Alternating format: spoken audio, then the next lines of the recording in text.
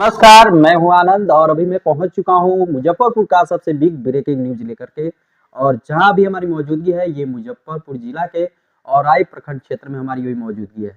हमारे साथ एक व्यक्ति को आप देख रहे होंगे, इनका नाम पेशे से एक व्यवसाय है। इनका कुछ मामला प्रकाश में आया है जिसमें इन्होंने लव मैरिज किया है, वो भी लव मैरिज जो है अंतरजातीय लव मैरिज किया है। आगे भी विशेष जानकारी देंगे। लव मैरिज जब होता है, प्यार जब होता है तो लोगों को सब कुछ दिखना बंद हो जाता है क्योंकि वो लगाव हो जाता है। उसके बाद ये लोकेश जी हैं, ये उसके बाद उनसे प्रेम हुआ, उसके बाद दोनों में ज़्यादा संबंध और घनिष्ठ दोनों आदमी बन गए। उसके बाद एक साथ रहते रहते दोनों आदमी यहाँ से लेकर के लड़की को चले गए। लड़की भी जो है इसी गांव की रहने वाली है जहाँ हमारी मौजूदगी है। उसके बाद की कहानी भी हम लोकेश जी से कि कैसे क्या मामला हुआ है और कैसे कैसे ये विवाह भी किए अंतरजातीय। और आइए हमसे बात करते हैं। सबसे पहले आप अपना परिचय दीजिए। मेरा नाम लोकेश कुमार है जी। पिताजी का नाम नवल शाह है, ग्राम प्लस थाना प्लस पोस्ट औराई, जिला मुजफ्फरपुर का स्थायी निवासी हूँ जी। हमारी सम्मा परवीन के साथ 2 साल से प्रेम प्रसंग चल रहा था जी। हमने कई बार उनके पिताजी को भी प्रपोजल दिया कि हमारी शादी करा दीजिए, लेकिन उन्होंने उस पर विचार नहीं किया। तो फिर हम क्या किए कि जो है आपको शादी जब हमको समा परवीन जो है वो रहने वाली कहाँ की है? नया गांव घाट, यहाँ से 5 मिनट की दूरी पैदल अच्छा है। ये औराई प्रखंड क्षेत्र में ही आता है। औराई प्रखंड क्षेत्र ठीक है। उसके बाद आपने उनको बोला शादी के लिए, उसके बाद की कहानी कहा जाए? उसके बाद जब उनके पिताजी को ये नामंजूर था तब हम दोनों आदमी बालिग हैं। हम दोनों आदमी सोचे क्या कि जो है जा करके शादी हम लोगों को खुद से अपने से करनी होगी।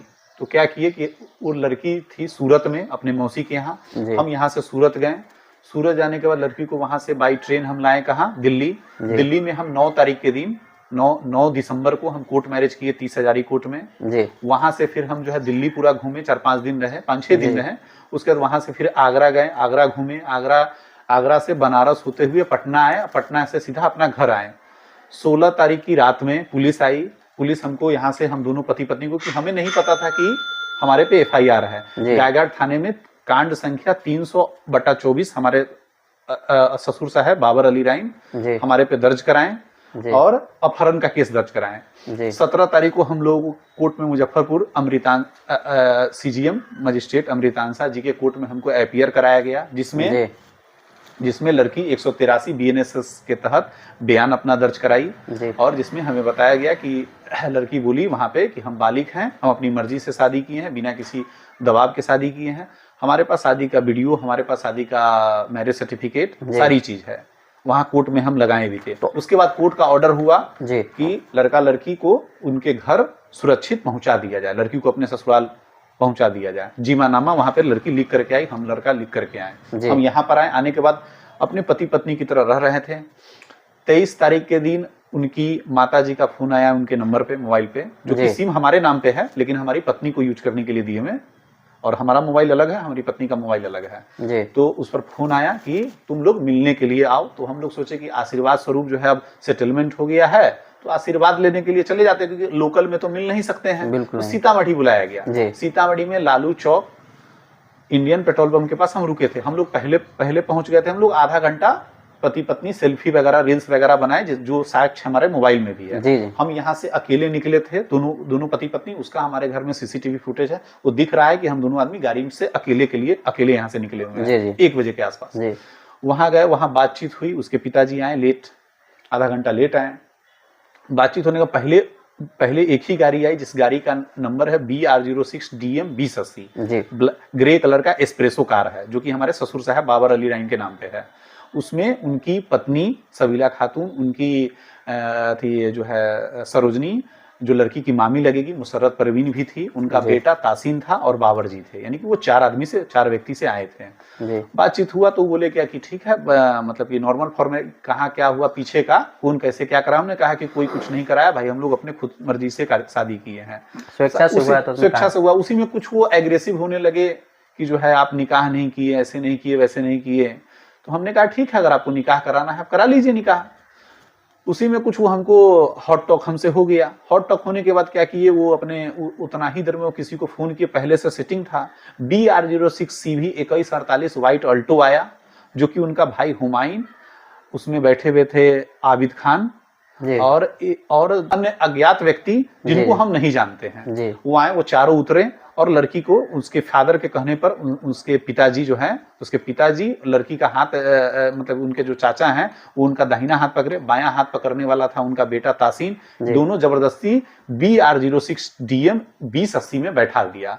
और जी। वो लोग आए थे BR06 भी 21 एक्सप्रेस अल्टो नहीं एस्प्रेसो कार में बैठाया गया। अच्छा। और जो और आदमी आए थे जो अल्टो से, वो अल्टो में बैठे और दोनों गाड़ी वहां से निकल गए। जब क्योंकि हम अकेले थे, हमारा हाथ पकड़ लिया गया था, चाबी ले लिया गया था। आपका हाथ कौन पकड़े थे? हमारा हाथ बाबर अली राइन पकड़े थे। खुद पकड़े थे? खुद पकड़े थे। उसके बाद लड़की को जो एक्सप्रेसो में बैठाया गया, उसके बाद अकेले उस जगह जबकि पे उसकी लड़की की मम्मी वगैरह भी थी, वहां पर थी, 2 लेडीज आई थी। हमारी सास का तो नाम जो समीरा आपको खातून पकड़े थी। थे उस समय वो दोनों महिला कहाँ थे? वो दोनों महिला उसी जगह थी, हमको छुड़ा रही थी। हाँ। हमको उससे छुड़ा रही थी, हमारे ससुर साहब से। अच्छा, वो महिला आपको सपोर्ट कर रही थी? हमारे महिला सपोर्ट कर रही थी वो। उसके बाद क्या कहानी हुआ? उसके बाद वो लेकर के वहां से चले गए। हम काफी खोजबीन किए, वहां पर हमको नहीं मिले। तब जाकर के हम डुमरा थाना में आवेदन दिए।